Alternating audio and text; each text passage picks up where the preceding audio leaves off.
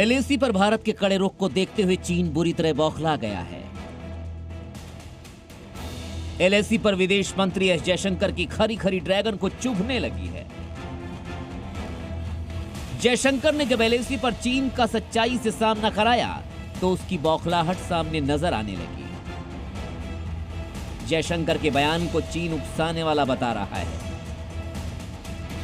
Global times ने विदेश मंत्री के बॉर्डर विवाद पर दिए गए बयान पर जमकर जहर उगला है।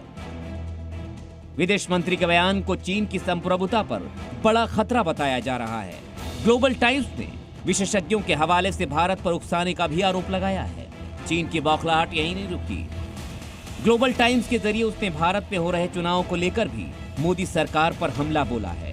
ग्लोबल टाइम्स ने कहा, जयशंकर की टिप्पणियों से सतर्क रहना चाहिए। जयशंकर का बयान चीनी संप्रभुता का उल्लंघन है। बॉर्डर मुद्दे की जिम्मेदारी से वो बचना चाहते हैं।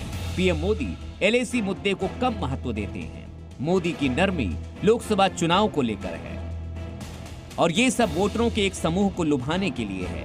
उनका लक्ष्य चुनाव में 430 सीटें जीतना है। चीन को सैन्य संघर्ष के लिए तैयार रहना चाहिए।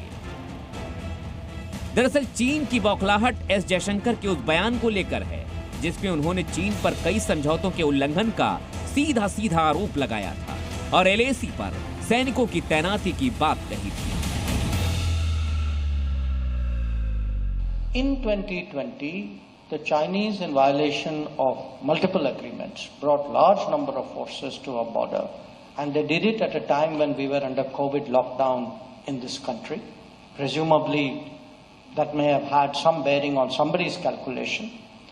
Now, we responded by counter-deploying our forces, and then all of you are familiar with the story. We had the clash in Galwan, and for 4 years now, we are both deployed, ahead of our normal base positions, normal patrolling zones up there. So it's a very abnormal deployment today along the line of actual control. इतना ही नहीं, विदेश मंत्री S Jaishankar ने दो टूक कहा कि भारत और चीन के रिश्तों में मजबूती तभी आएगी जब बॉर्डर पर शांति होगी। As Indian citizens, none of us can or should disregard actually the security of our country, the state of our borders. So we cannot carry on with the rest of life saying, that's not our concern. That is our concern. It's our country. It's our line of actual control.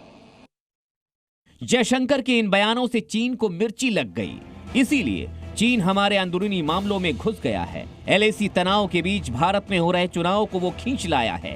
Global times आरोप लगा रहा है कि चुनाव को देखते हुए PM Modi border विवाद पर चुप हैं, जबकि विदेश मंत्री एस जयशंकर मुखर हो रहे हैं। हालांकि पीएम मोदी एलएसी पर साफ संदेश पहले ही दे चुके हैं। जहां पीएम मोदी दोनों देशों में रिश्ते सुधारने के लिए आगे बढ़ने की बात करते रहे हैं, तो वहीं दो टूक कह चुके हैं कि उकसावे पर जवाब देने में वो पूरी तरह से सक्षम हैं।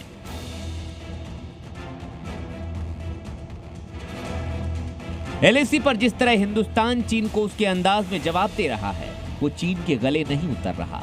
चीन भूल गया है ये नया हिंदुस्तान है जो शांति का दूत पहले की ही तरह है, लेकिन हिमाकत का मुंहतोड़ जवाब देना पहले से भी कहीं बेहतर जानता है। ब्यूरो रिपोर्ट, जी मीडिया। जी न्यूज़।